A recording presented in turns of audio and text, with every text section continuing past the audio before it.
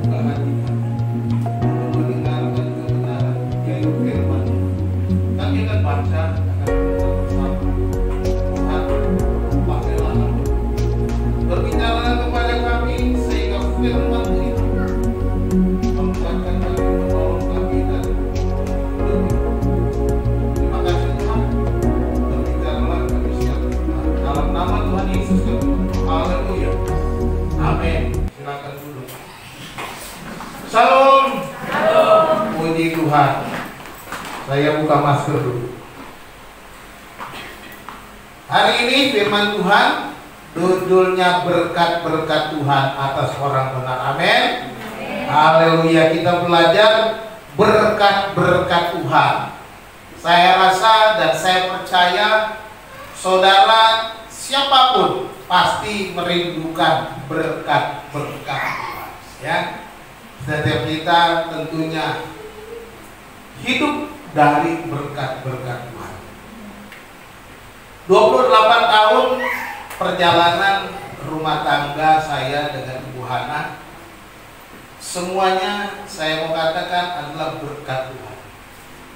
Kalau bukan Tuhan, saya kira saya dan Bu Hana mungkin tak bisa bertahan sejauh ini dengan pelayanan yang berat, ya, dengan pelayanan yang mulai dari nol, seperti pom bensin, ya, mulai dari nol,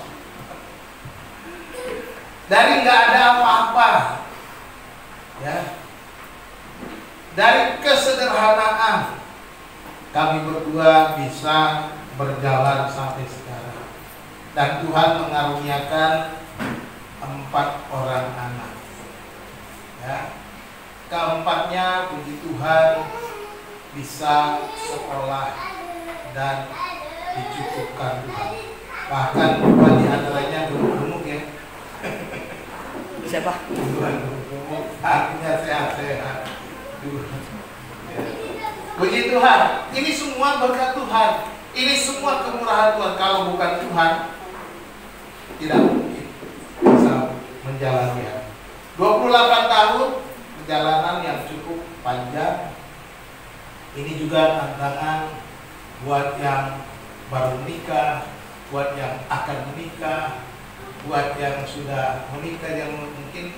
Kalau Buis berapa tahun, Buis? 1999. Oh, 99, berarti seumur Esra. Kalau 21 tahun. Kalau Pak Yudus sudah berapa tahun? Hah? 10 tahun. Mas Eli nggak usah ditanya. Dia berhenti tengah jalan soalnya suaminya. Mas Eli masih mau jalan terus, tapi suaminya nggak mau jalan terus, ya. Ya, begitu. Kalau Mama Sambal berapa tahun sudah, Bu? Hampir 10. Ya, puji Tuhan. Ya, ini saya percaya bahwa di dalam menjalani kehidupan kita berkat Tuhan mengalir, di dalamnya juga ada banyak ujian, ya, ada banyak ujian.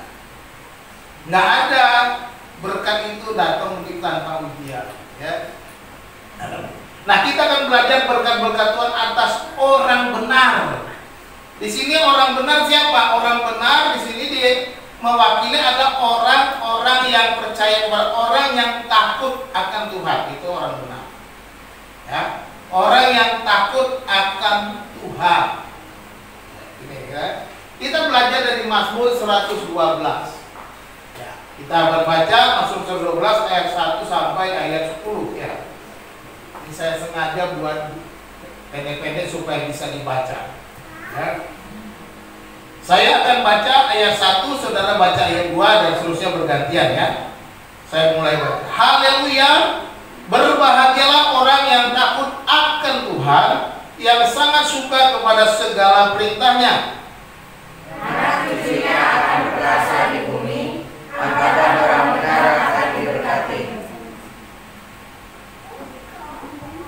Harta dan kekayaan ada dalam rumahnya, kebajikannya tetap untuk selamanya.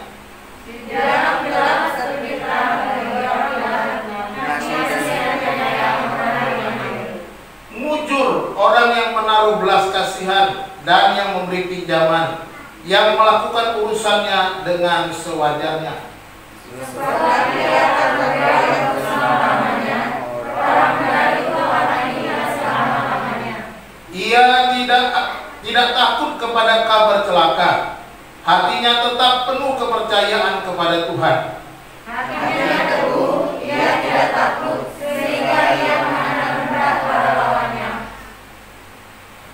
Ia membagi-bagikan, ia memberikan kepada orang miskin. Kebajikannya tetap untuk selama-lamanya. Tanduknya meninggi dalam kemuliaan. Orang miskin biarnya berjasa tadi, ia meletakkan giginya dalam banjir. Hina orang fasik akan menuju kebinasaan. Amin, haleluya. Kita sudah baca Mazmur 112, yaitu kalau LAI memberi judul Bahagia Orang Benar. Di dalam ayat 1 tadi sudah dikatakan, haleluya, berbahagialah orang yang takut akan Tuhan. Ya, kata berbahagia ini sama juga artinya diberkatilah orang yang takut akan Tuhan. Nah, saudara-saudara dikasih Tuhan, nah inilah berkat-berkat yang Tuhan sediakan kepada kita di dalam ayat-ayat ini. Kita baca bahwa Tuhan memberkati keturunannya. Orang benar akan diberkati keturunannya. Ayat 1 dan ayat 2 bilang, berbahagialah orang yang takut akan Tuhan, yang sangat suka kepada segala perintahnya. Anak cucunya akan perkasa di bumi, angkatan orang benar akan diberkati. Jelas firman Tuhan, si pemazmur dengan jelas menceritakan, memberitahukan bahwa orang yang takut akan Tuhan akan diberkati. Pertama-tama dikatakan berkat atas anak cucunya, keturunannya dikatakan ya. Kalau kita baca, berbahagialah orang yang takut akan Tuhan, orang yang takut akan Tuhan pasti diberkati. Berbahagialah, berbahagialah orang yang takut akan Tuhan. Ini menyatakan bahwa setiap orang yang takut akan Tuhan pasti diberkati oleh Tuhan. Amin. Oleh sebab itu saudara dikasih Tuhan, hiduplah dalam takut akan Tuhan. Kalau engkau mau diberkati, berkat apa saja dikatakan? Dikatakan anak cucunya akan perkasa di bumi. Ya. Anak cucunya artinya keturunannya akan perkasa. Kata perkasa di sini menggambarkan bahwa Tuhan memberikan kekuatan dan kemenangan. Supaya anak cucu kita perkasa, mendapatkan kekuatan dan kemenangan, menjadi orang-orang yang terpandang, menjadi orang-orang yang dipakai oleh Tuhan. Itu artinya perkasa. Ketika dia menjadi seorang yang perkasa, berarti dia orang yang dihargai, orang yang dipandang orang lain. Oleh sebab itu, kalau engkau mau jadi orang yang diberkati Tuhan, supaya anak cucumu dikatakan perkasa di bumi, kuat, menang, takut akan berkatnya kan. Ini yang dijanjikan Tuhan kepada kita, dan Tuhan memberikan keberhasilan. Ya. Tentunya setiap anak punya karakternya sendiri, punya daya masing-masing, berbeda-beda. Keempat anak saya masing-masing beda-beda karakternya. Walaupun 3 perempuan, 3-tiganya perempuan, beda-beda juga. Ya. Dan mereka punya kerinduan dan cita-citanya beda-beda. Tetapi kalau kita takut akan Tuhan, maka semuanya akan Tuhan sediakan. Saya selalu bilang kepada Bu Hana waktu kami punya anak dan semuanya, percaya saja, setiap anak punya rezekinya masing-masing. Setiap anak pasti Tuhan sediakan. Tuhan sediakan apa yang diperlukan setiap anak kita. Dan itu terjadi. Ketika anak pertama mulai kuliah, Tuhan siapkan sampai wisuda biar semuanya. Anak kedua kuliah, Tuhan siapkan. Ya. Dan puji Tuhan, anak kedua dia sambil kerja, dia bisa mengurangi beban orang tuanya. Itu rezekinya Tuhan pakai. Sehingga saya nggak perlu kasih uang transport lagi. Biasanya kalau kuliah kan masih uang jajan, uang transport, anak kedua nggak perlu pakai uang jajan. Gitu ya. Malah beberapa kali dia bayar uang kuliahnya, kami bagi dua. Lalu puji Tuhan. Masing-masing sudah punya. Anak ketiga, keempat, puji Tuhan. Masuk sekolah swasta lagi SMA-nya, Tuhan juga sediakan. Pada waktu mau mulai masuk sekolah, nggak dapat SMA negeri, saya pikir waduh, dana bagaimana? Tapi ya puji Tuhan ketika dia nggak diterima, ada berkat Tuhan, akhirnya bisa bayar uang sekolah, walaupun masih bisa dicicil. Nah semua itu semua karena Tuhan sudah sediakan segala. Apapun yang dia cita-citakan, saya percaya pada waktu mereka kuliah, melanjutkan studi, Tuhan pasti menyediakan. Karena apa? Janji Tuhan bahwa dia akan memberkati orang-orang yang takut akan Tuhan, orang-orang benar, orang-orang itu, anak-anak cucunya kita akan perkasa, anak cucu kita akan berhasil di dalam segala rencana yang dibuat. Karena perkasa itu. Orang yang perkasa tentu orang yang menang, orang yang merasa, orang yang terpandang. Inilah orang yang perkasa di bumi, orang yang dihargai. Nah kita harus menjadi orang-orang yang takut akan Tuhan. Supaya apa? Supaya keturunan kita diberkati. Dan dikatakan selanjutnya ayat ini, angkatan orang benar akan diberkati. Angkatan orang benar. Jadi jelas ayat ini menyatakan dengan tegas semua orang yang takut akan Tuhan pasti diberkati.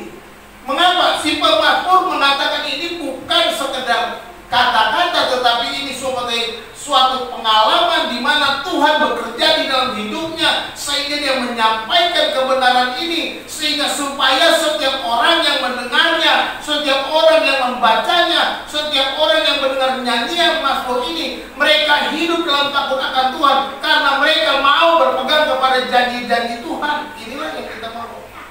Pada hari ini kita mendengar firman Tuhan ini supaya apa? Supaya kita, saudara yang dikasih Tuhan, hiduplah dalam takut akan Tuhan. Takut akan Tuhan bagaimana? Kita akan melihat berbagai perkara. Saya mau kasih tahu seperti apa sih takut akan Tuhan. Takut akan Tuhan bagaimana kita hidup benar di hadapan. Tidak neko-neko, tidak akal-akalan. Ya, itu orang takut. Dia tidak akal-akalan. Anak-anakku, kalian jangan akal-akalan sama orang tua. Sembunyi-sembunyi di belakang, akal-akalan, bohongi orang tua. Jangan, itu kau tidak takut akan Tuhan. Kalau kau takut akan Tuhan, kau akan hidup benar. Kau tidak akan membohongi orang tuamu. Orang tua bilang, oh saya pergi kuliah, padahal dia pergi nongkrong. Nah, jangan sampai terjadi. Mak minta uang bayar uang kuliah, tetapi dia bukan bayar uang kuliah, dia pakai untuk foya-foya. Itu berbahaya. Ini tidak akan berhasil. Orang yang takut akan Tuhan akan berhasil. Karena apa? Dia benar-benar hidup dalam kebenaran. Nggak neko-neko. Demikian juga kalau kita punya usaha, jangan membohongi orang. Orang kalau pedagang kan, waduh bu, maaf ya, modalnya aja nggak dapat. Padahal udah untung itu, tapi bilangnya modalnya nggak dapat. Tak usah. Kalau kita mau berdagang, berdaganglah dengan baik. Ya. Kalau kita memang pantas batok harga segitu ya segitu aja. Nggak usah bilang modalnya nggak dapat padahal udah rugi. Nggak perlu kita. Kalau saudara pakai timbangan, jangan pakai timbangan yang kacau, timbangan yang palsu, timbangan yang tidak benar. Alkitab bilang, kalau kita memakai timbangan yang salah, kita celaka, tidak diberkati Tuhan.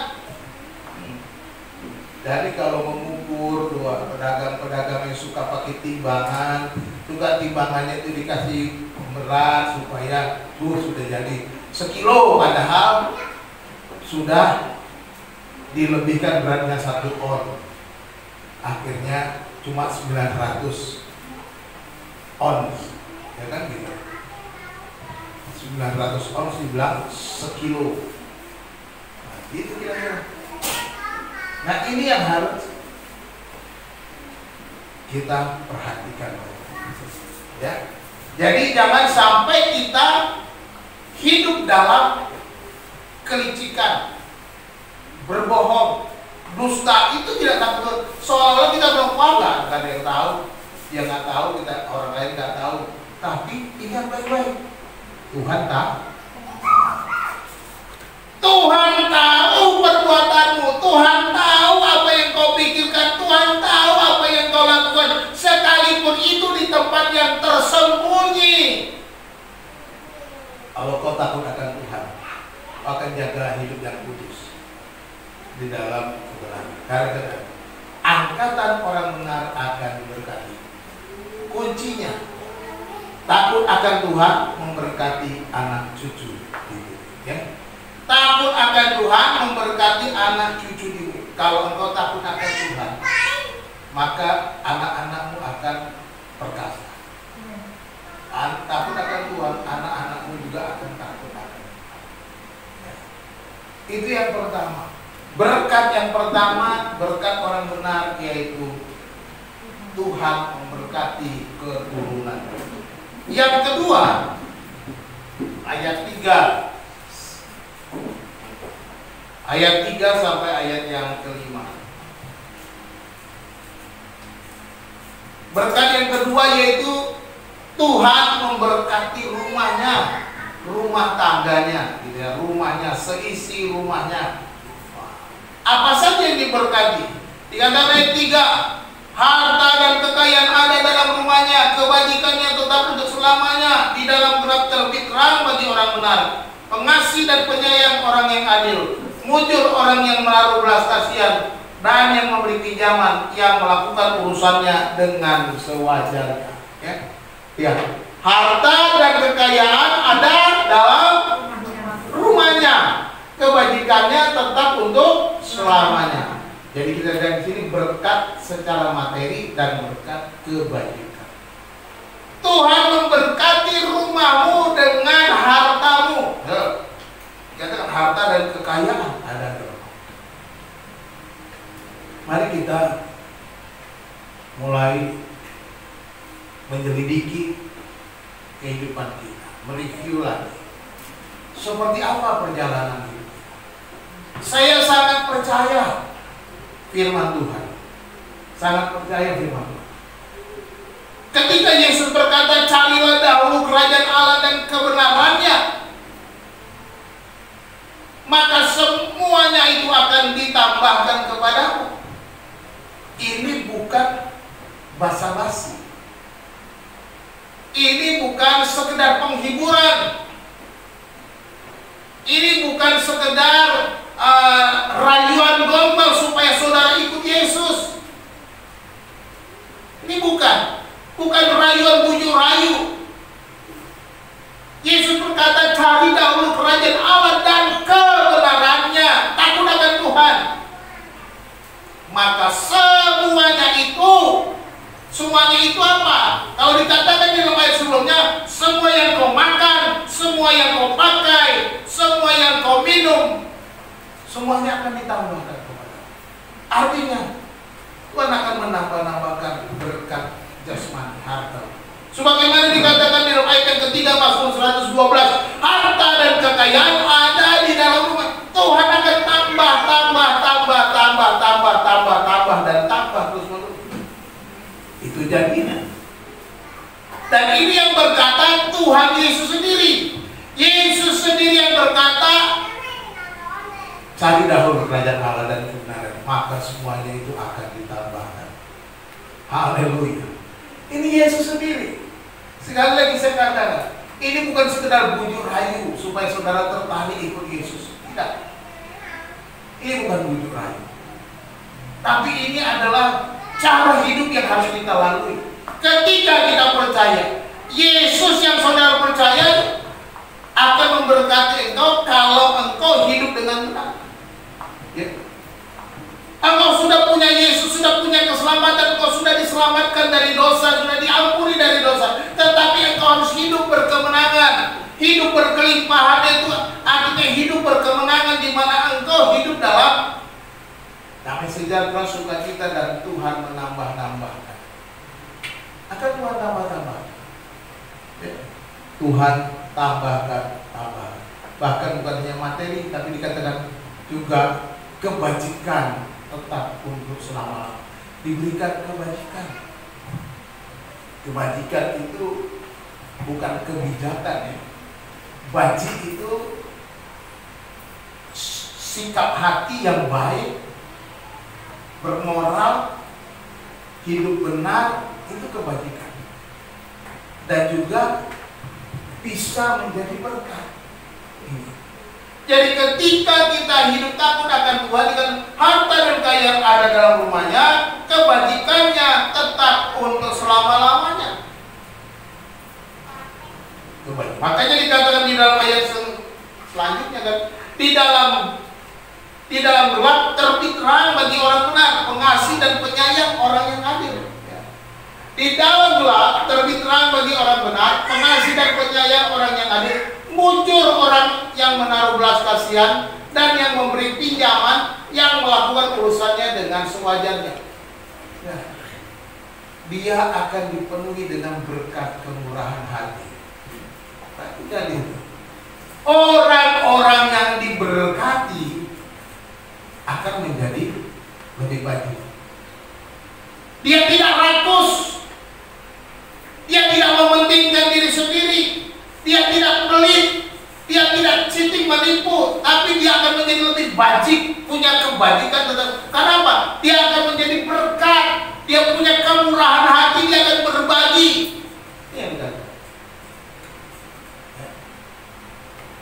Ini yang Tuhan tetapkan. Orang-orang yang takut akan Tuhan akan diberkati rumah tangganya dengan harta kekayaan, dengan kebajikan, dengan kemurahan hati. Ini janji Tuhan. Dan sekali lagi saya katakan, si pemazmur membuat nyanyian ini, mazmur itu artinya ini, membuat nyanyian ini supaya apa? Supaya orang yang mendengarnya hidup dalam takut akan Tuhan, sehingga mereka boleh menikmati kebaikan Tuhan. Berkatnya mengalir, hidup rumah tangganya diberkati, rumahnya semakin melimpah harta dan kekayaan, dan penuh dengan kemurahan. Jadi sikapnya begitu, diberkati untuk memberkati, gitu ya. Jadi mari kita jangan terlalu takut, jangan terlalu pelit. Ya.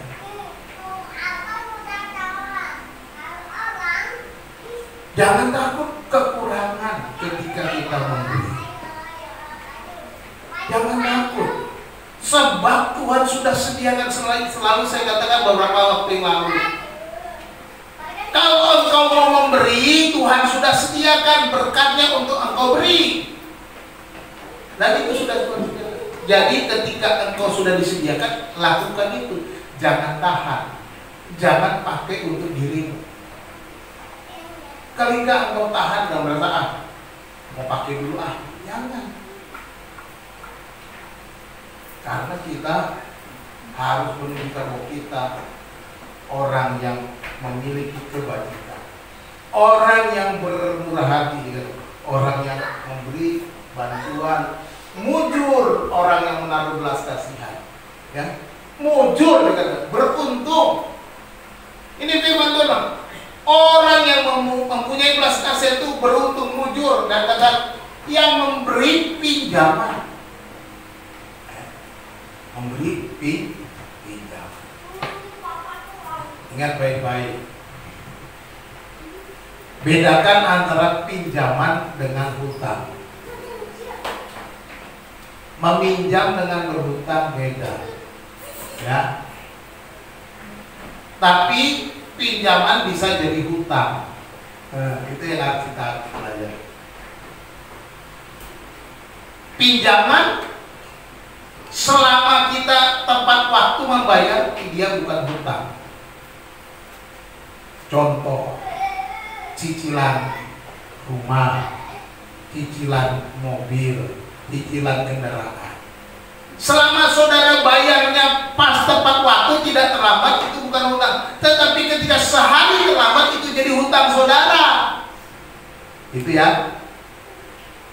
Saudara cicil motor, tanggal 8 harus sudah bayar. Tapi tanggal 9 saudara belum bayar. Tanggal 9 saudara punya hutang 1 bulan. Itu artinya. Selama dia belum jatuh tempo, itu belum hutang, masih pinjam.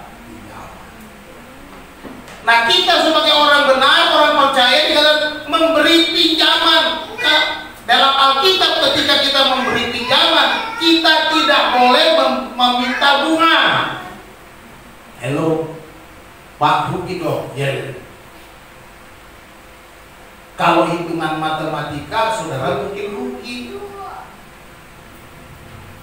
Ya. Tetapi kalau saudara melakukan firman Tuhan, saudara nggak rugi karena Tuhan memberi lebih daripada itu.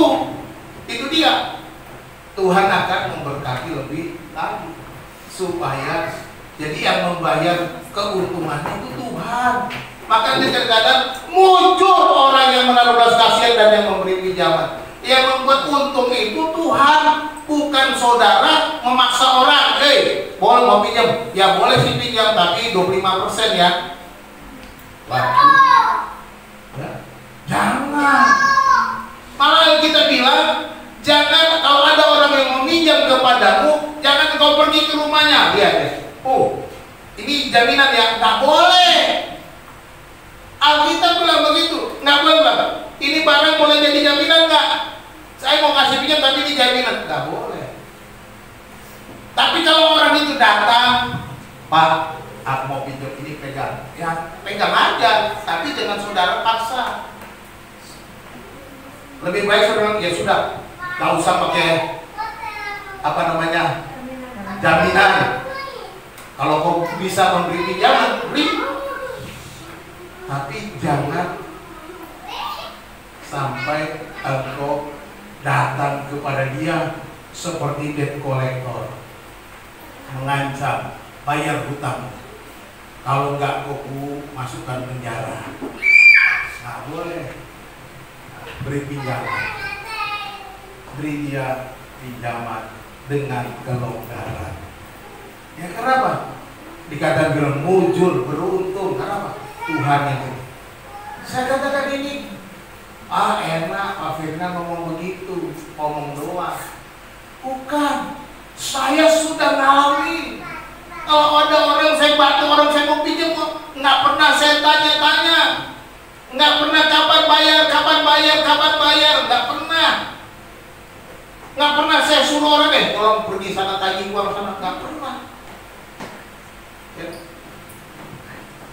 Saya tinggal tunggu kesadaran aja, ya kan? Nunggu kesadarannya. Malah ada yang bablas keterusan, nggak ditagih-tagih ya sudah lupa. Dianggapnya Pak Ferdinand sudah lupa. Saya sih bisa saja melupakannya. Ya, tapi masalahnya adalah yang meminjam itu kalau lupa tugasnya menjadi hutang, ya, maka dia sendiri yang rugi. Jadi oleh sebab itu firman Tuhan juga berkata jangan berhutang. Oleh sebab itu saudara dikasih Tuhan jangan berhutang. Kalau engkau mau kredit rumah, kredit kendaraan, hitung baik-baik supaya engkau tidak terjerat oleh hutang. Jangan pakai pinjol. pinjaman online. Ya, jangan pakai pinjaman. Saya larang. Hati-hati dengan pinjaman online. Ya, sekarang banyak pinjaman online. Tawarkan ini itu, hati-hati bunganya lebih gede. Ya, lebih baik nggak usah tahan diri. Saudara pengen punya rumah, pengen punya mobil, punya kendaraan, tahan diri kalau tidak mampu bayar. Ya, saya beli rumah, saya hitung dulu kemampuan saya. Berapa Pak? Saya cicilannya segini-gini, oke. Ini flat selama 10 tahun, oke, flat 10 tahun. Saya hitung 4 juta rupiah sebulan dari tahun 2009. 10 tahun ke depan saya hitung inflasi segala macam, ini mampu saya bayar. Maka saya jalani. Puji Tuhan, tetap berjalan 10 tahun dan bisa. Ya. Lunas rumahnya. Demikian juga mobil, ketika punya mobilnya, kami hitung semuanya kemampuan bayar. Kalau nggak mampu, nggak jadi. Ini mau beli sepeda motor, karena sepeda motor sekarang sudah berkurang, anak-anak perlu kendaraan, tapi hitung-hitung nggak bisa. Sekarang keuangan kita nggak bisa buat cicil motor, kata istri saya. Oke, nggak tahan diri, nggak ngotot. Kalau saudara ngotot, nanti saudara jadi berhutang. Gimana? Jangan berhutang. Jadi hati-hati. Kredit panci pun jangan sampai berhutang. Seperti dulu saya waktu baru nikah dengan Bu Hana. Kami baru nikah, masih berduaan, masih di rumah kontrakan. Bu Hana bilang, karena lihat tetangga ada tukang kredit. Dia datang ke tetangga, dia bilang, Pak, aku mau kredit apa? Kredit rak piring yang kecil aja Pak, murah kok Pak, segini sehari. Aduh. Saya bilang sama istri saya, kamu pengen punya rak piring? Iya. Saya kan nggak punya penghasilan harian, bagaimana nanti bayarnya? Saya bilang, sudah, kita berdoa supaya punya rak piring. Saya gitu aja. Puji Tuhan.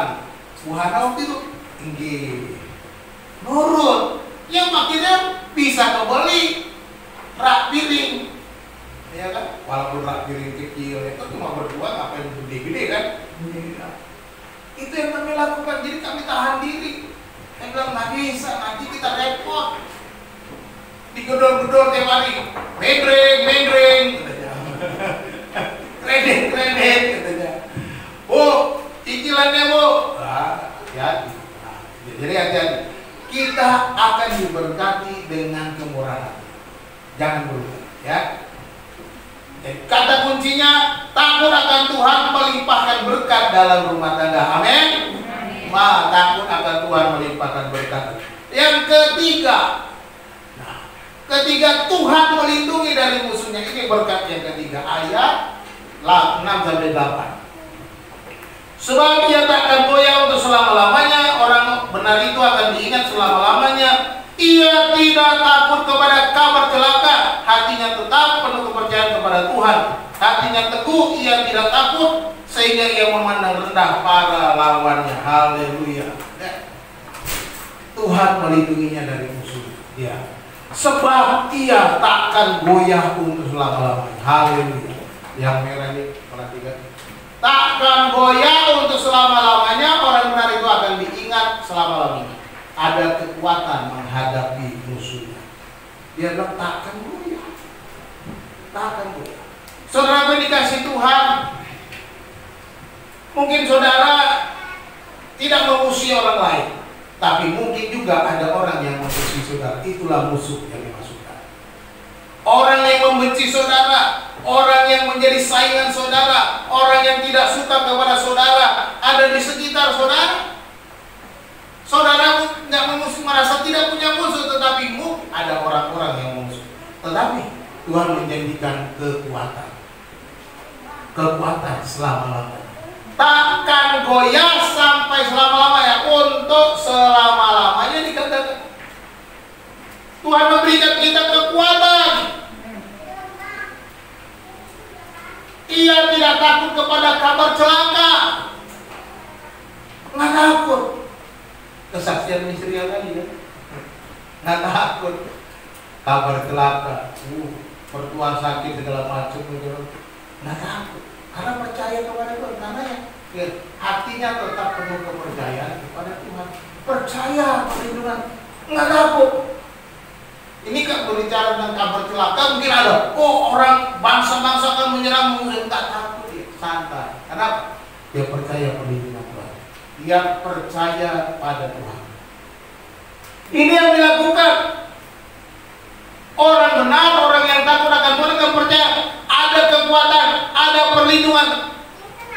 Mungkin berita-berita macam-macam. Sekarang kabar celakanya adalah COVID-19, pandemi, varian Delta katanya paling berbahaya, gampang menyebar. Puji Tuhan.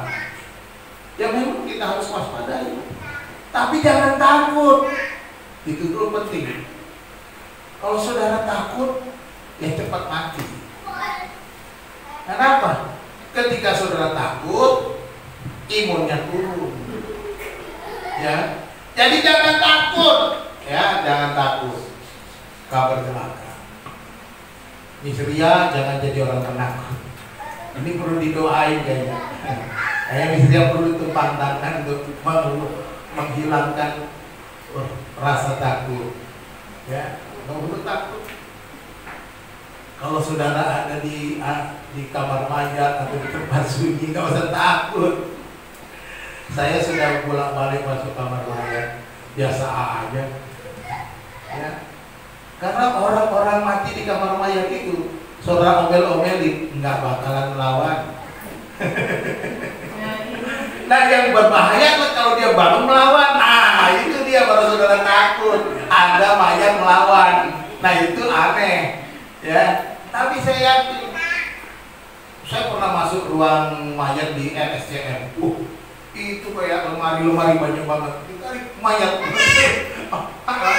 udah beku-beku semua. Itu mayat-mayat asal kecelakaan. Saya pernah geletakan nih, udah yang luka segala macam. Di kamar mayat di RSCM, itu betul-betul kamar mayat untuk nampung mayat-mayat kecelakaan, di mana kecelakaan segala macam. Orang-orang yang nggak jelas di situ ditampung di situ, dibekukan di situ sampai dapat info siapa keluarganya. Kalau nggak ada ya sudah.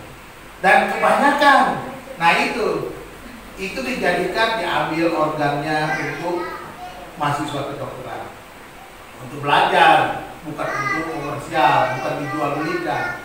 Karena nggak ada lagi orang ya dipakai supaya mahasiswa kedokteran tahu ini lo jantung, ini lo otak, ini lo paru-paru, gitu. Kira-kira gitu.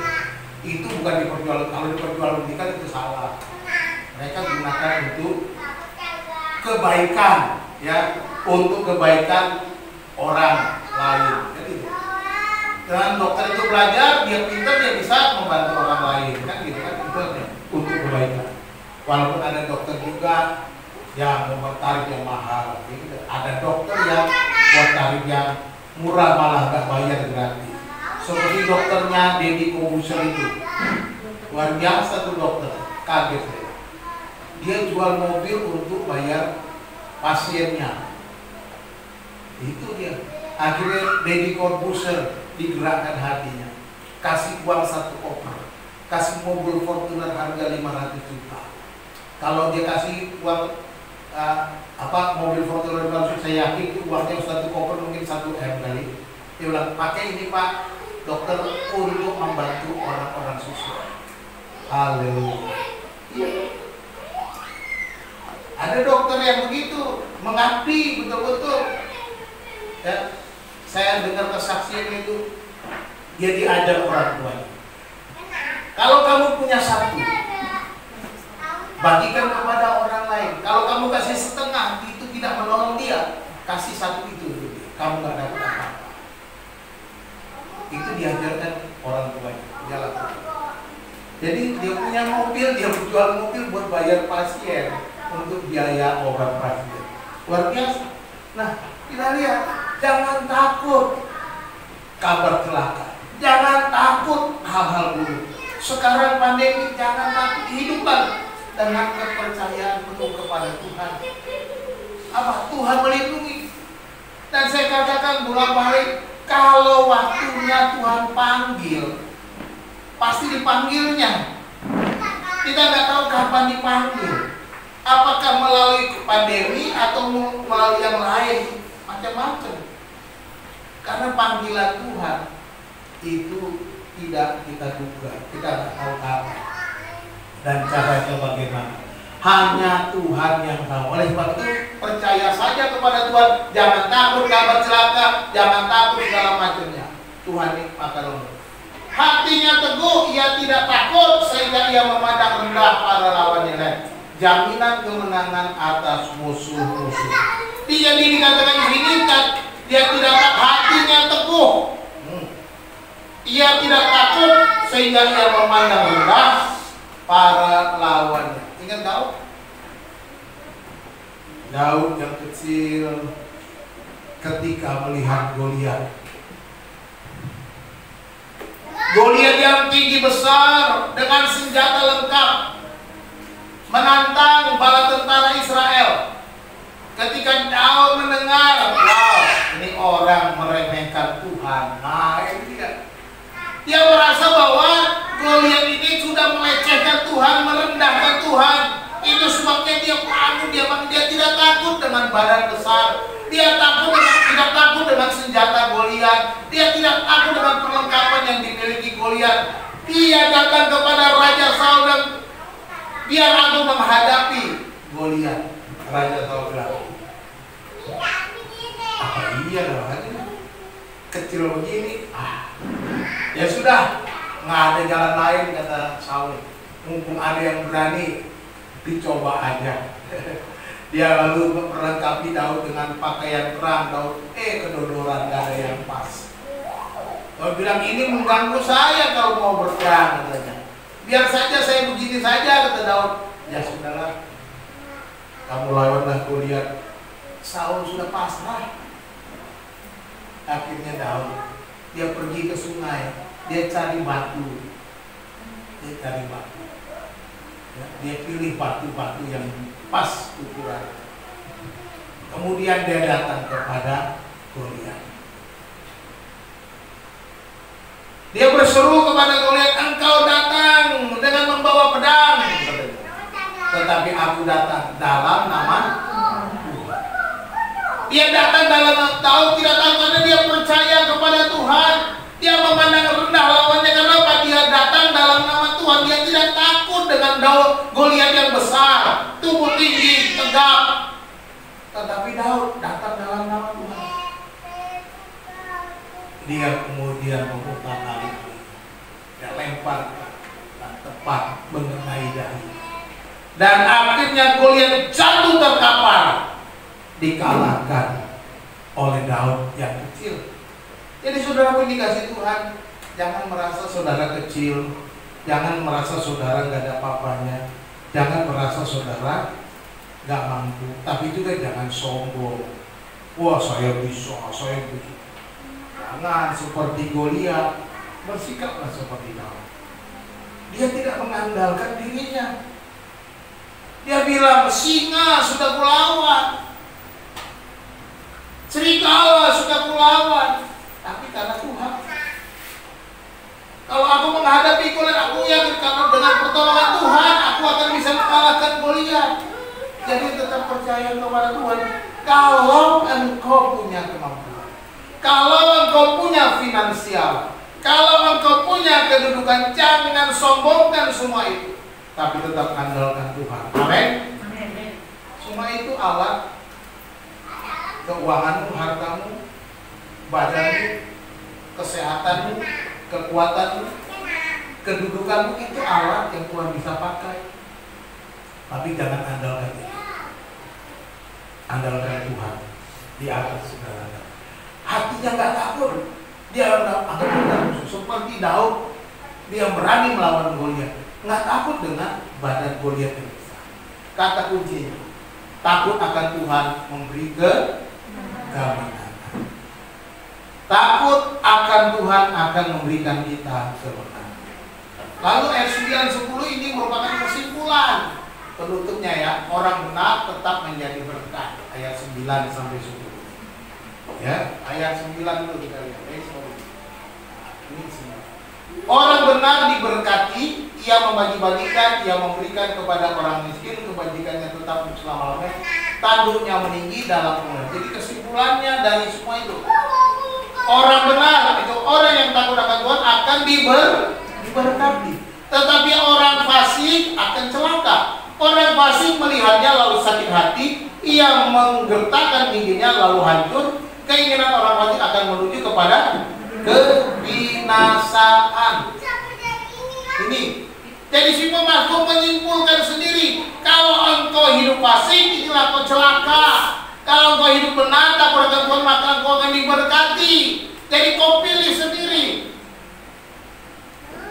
Mau hidup takut luar biasa. Ia membagi-bagikan, ia memberikan kepada orang miskin, kebajikannya tetap untuk selama-lamanya, tanduknya meninggi dalam kemuliaan. Jadi disimpulkan semuanya. Berkatnya ya, diberkati keluarganya, diberkati rumahnya, dan diberkati kekuatannya. Dia mendapat kemenangan. Disimpulkan. Dan orang fasik, wow, dia sakit hati, lalu hancur. Keinginan orang fasik menuju ke binasaan.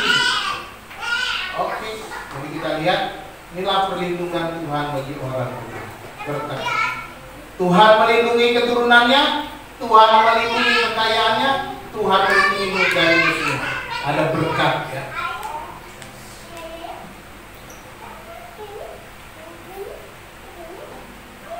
Bagaimana menjadi orang yang takut akan Tuhan? Ini menjadi penting.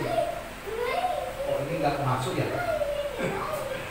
Ini harusnya masuk. Harusnya nonton. Kok bisa nggak masuk? Ya. 1. Hidup dalam kebenaran firman Tuhan setiap hari. Ini penerapannya. Orang yang takut akan Tuhan akan hidup dalam kebenaran firman Tuhan setiap hari. Yang kedua, menjalani kehidupan sehari-hari dengan bersandar kepada Tuhan. Beriman, bersandarlah kepada Tuhan, andalkan Tuhan, bergantunglah kepada Tuhan ya. Ketiga, kehidupan doa secara pribadi dengan Tuhan. Jangan lupa doa. Itu aja. Menyerahkan semua hidupmu kepada Tuhan. Ini orang yang takut akan Tuhan. Kalau saudara bilang saya orang benar, saya takut akan Tuhan, tapi saudara tak pernah berdoa. Pergi aja, keluar rumah, keluar aja, jalan saja, celana baik. Bagaimana saudara bisa hidup takut akan Tuhan? Mau doa menyerahkan diri saja enggak? Ya. Keempat, membaca renungan dan renungan firman Tuhan setiap hari. Ya. Dan yang kelima, berbagi kepada orang lain dengan murah hati. Ini orang-orang yang inilah harus kita lakukan, mengatakan bahwa kita takut akan Tuhan. Tuhan Yesus memberkati kita, mari kita berdoa. Bapak, terima kasih kami boleh bersama-sama membaca, belajar, dan merenungkan firman Tuhan. Terima kasih untuk kebenaran bahwa orang yang takut akan Tuhan akan diberkati Tuhan. Terima kasih Bapak, hamba-Mu berhenti biar Roh Kudus Engkau terus berbicara kepadamu, kami semua, supaya kami ingat apa yang harus kami lakukan sebagai orang yang takut akan Tuhan. Terima kasih Bapa di surga, terpujilah nama-Mu. Di dalam nama Tuhan Yesus Kristus kami berdoa. Haleluya. Amin.